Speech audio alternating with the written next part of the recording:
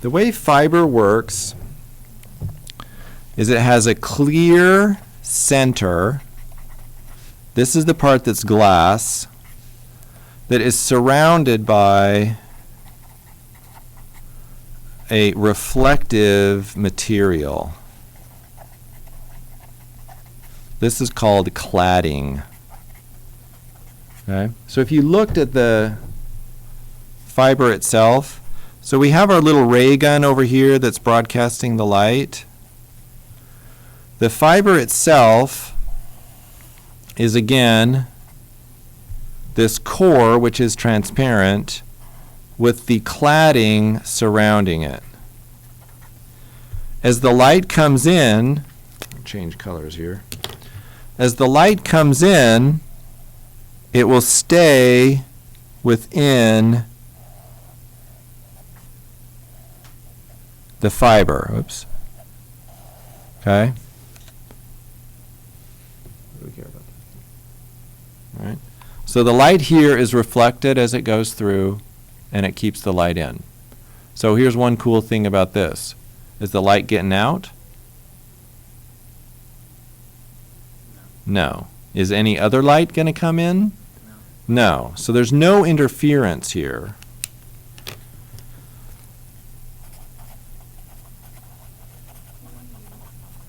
Okay, so there's no bleed over of any kind. There's no interference at all. And so that's sort of the first step of how cool fiber is.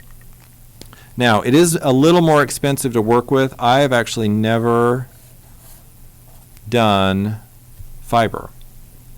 And I talked to a friend and he was like, oh, this is so easy. All you do is you melt the ends and then you pop the connector on, and sure, I'll trust you, but I've never done it. So I'm just going to draw here. This would be more or less a typical setup of an Ethernet network, where I'm going to have what's called a core switch, and then I'm going to connect my workstations to these outer switches.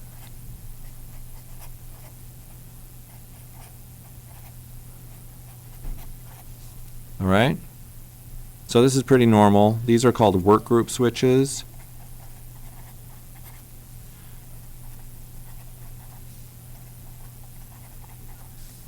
This is your little introduction to that concept. But anyway, these wires here that connect the PCs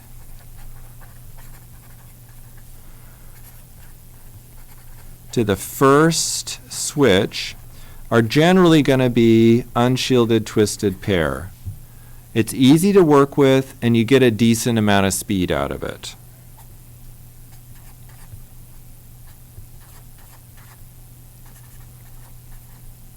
Megabits per second. You can get 100 to 1,000 megabits per second. This is a gigabit Ethernet, by the way.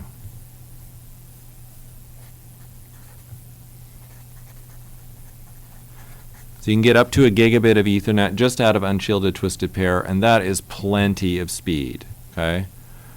At ODU, they just upgraded, at least our building, to gigabit Ethernet, and I didn't even notice, just because it was already really, really fast. Okay, 100 megabits per second is lightning fast.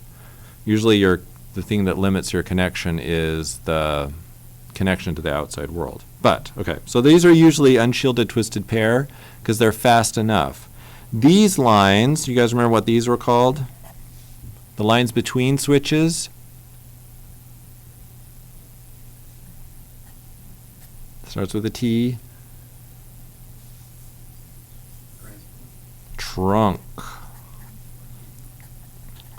Trunk lines are usually fiber, okay? The reason we put fiber here, yes, it's a little harder to work with, but there's fewer cables.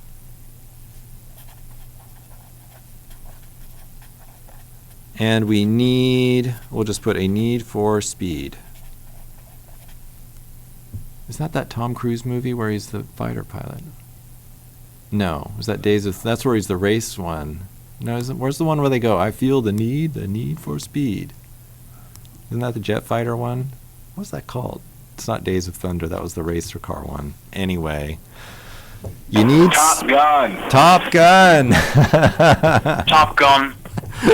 Thank you. See, when it really counts, you guys come up with the answers.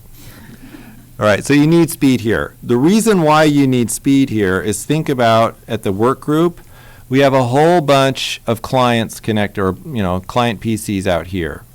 There might be 100, okay? So we might have 100 different people connected here.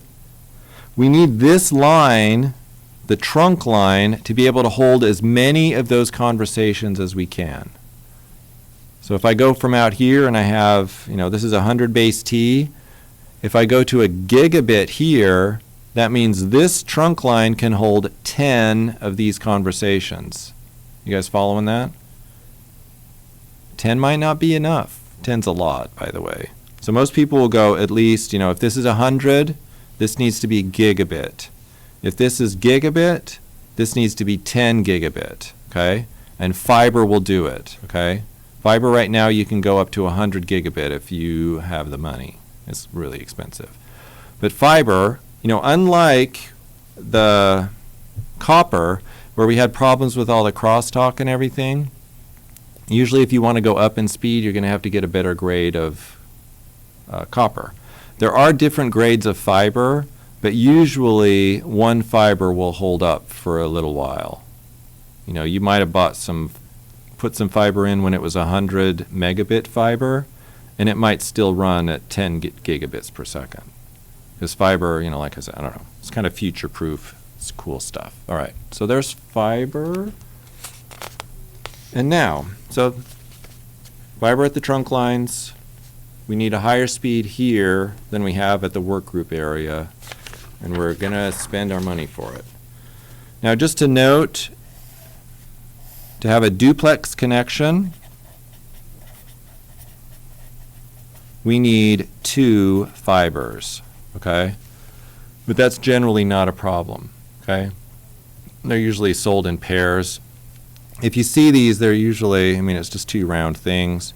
They're usually orange or yellow, and they're just really thin. And that's just how you tell. They're a lot thinner than these. Where's all my stuff?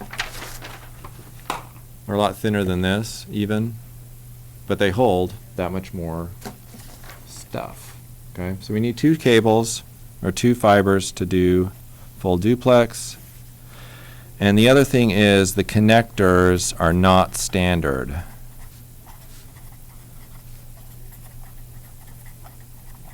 Well, we'll put more than one connector type. There's more than one connector type. In copper world, everything is RJ45.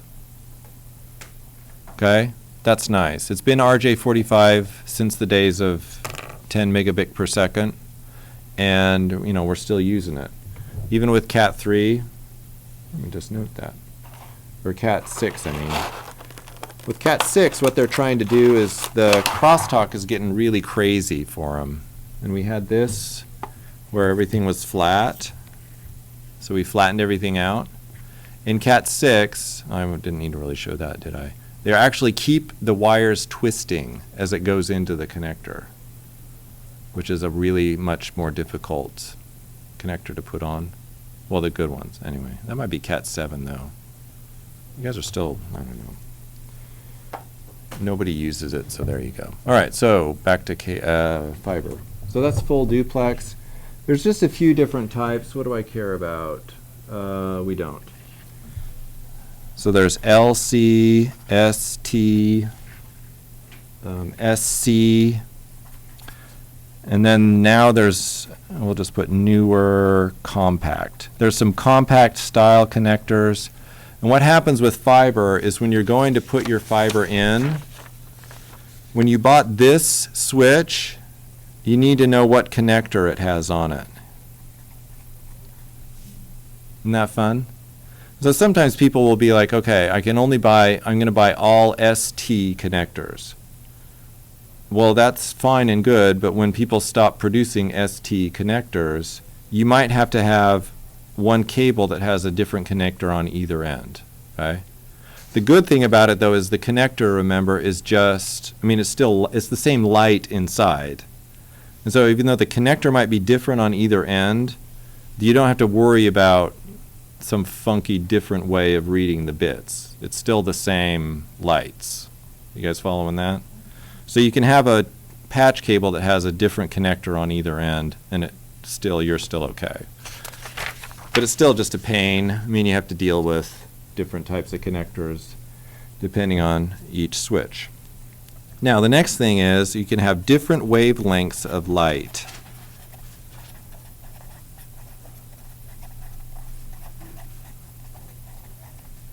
Okay? Most of it is in the infrared. Well, all of the infrared.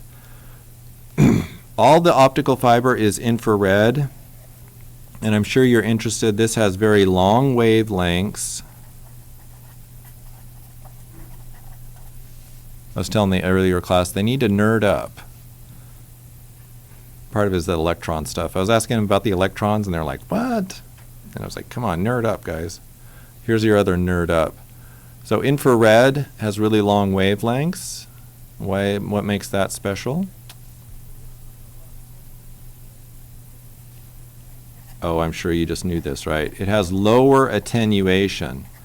In fact, if you look, when they do like space survey and stuff, they usually use infrared because there is a light shift. I'm not going to get into that, but infrared just travels farther. Okay, so it has low attenuation. We're very excited about that. So we can have different wavelengths, though.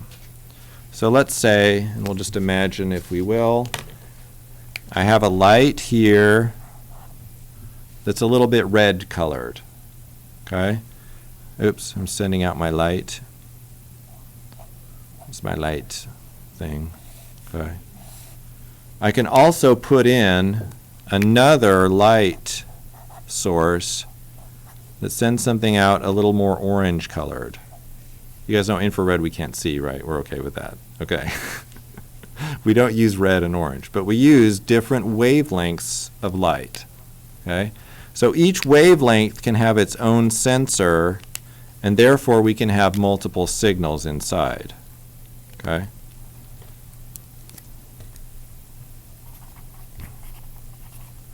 Multiple.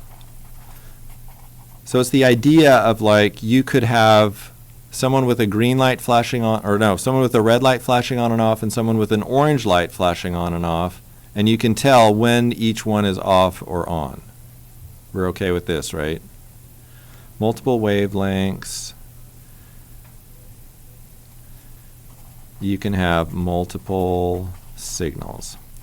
They call the different wavelengths a lambda. Lambda, okay? And usually one wavelength will carry now, do I have that?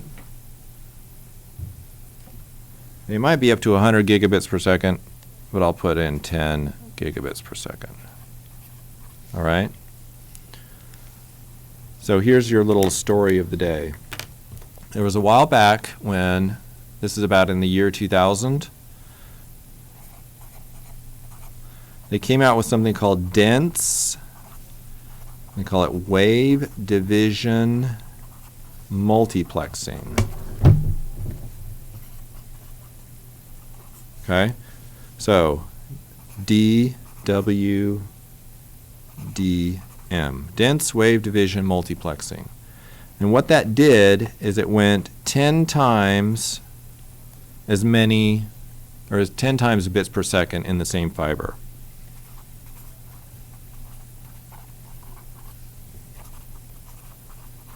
Okay? That's pretty awesome, right? So what that meant is if I was, say, AT&T, or no, I'm Verizon, right? And I want to connect Richmond with Norfolk, all right? I put a fiber in the ground, and that cost me a lot of money. Y'all understand that, right? I got to string it on light poles, I got to dig trenches, I got to put people out in the field, right? Now, if someone came out with something that uses the same fiber, all I have to upgrade is the equipment. All right? So I can, instead of, there might be a few little spots along the way, I have to put some new equipment in. But only by putting in, I just have to put in this new equipment and I can upgrade this whole link. So at the time, in the year 2000, I was in Tulsa, and there was a company called Williams Communications. They call themselves Wiltel right now. I think they've been bought out, but I don't know. But Wiltel had spent $1 billion laying fiber. It was going to cost them $100 million to multiply the capacity by 10. Okay? And they looked at it and they were like, look, we put this fiber in the ground and we're going to multiply by 10 the capacity by spending 1/10 as much money. Do you think you're going to do it? Like, man, this is a no-brainer. The internet's coming out. People are starting to use video. This is an awesome idea. You guys remember your economics? Let's draw my graph over here. One of these, which one's supply and which one's demand? This one is something. This one is supply. Yeah, demand, because this is the price, right? Now you guys have had economics, right? Is this a supply or a demand shift if you have 10 times the capacity? I think it's a supply shift. So there's the same amount, there's the same people out there watching videos, right? But now we're going to increase our supply. Okay? Now you guys did this, right? This is like S prime. You guys remember that? Like new innovation in manufacturing. Now when you talk about a new innovation in manufacturing, is there any innovations in manufacturing that have increased the capacity of a factory by 10? Can you think of any? Can you think of like, let's think of like Norfolk Southern. This is the equivalent of for Norfolk Southern, on the same amount of space on the track, they can carry 10 times as much cargo. Is that ever going to happen? No. So the supply line didn't shift there. It came out more like this. Okay? You guys remember what happened shortly after 2000? Well, not only did we have the dot-com crash, there was a huge telecom crash because telecoms couldn't make any money because they had so much capacity, 10 times as much capacity. That was awesome. They're a little more cautious now. So I was telling you, right, a 10 gig is a Lambda right now. They really are up to 40 gig, 100 gig, and people are talking about terabit capacity. This is awesome. In one little baby fiber. Same fiber running in the ground. And they're a lot more, anyway, like I said, they're a lot more cautious about stuff now, but this is the world we live in, and they're still going crazy. Oh, so anyway, that's dense wave division multiplexing. All right, so that was fun.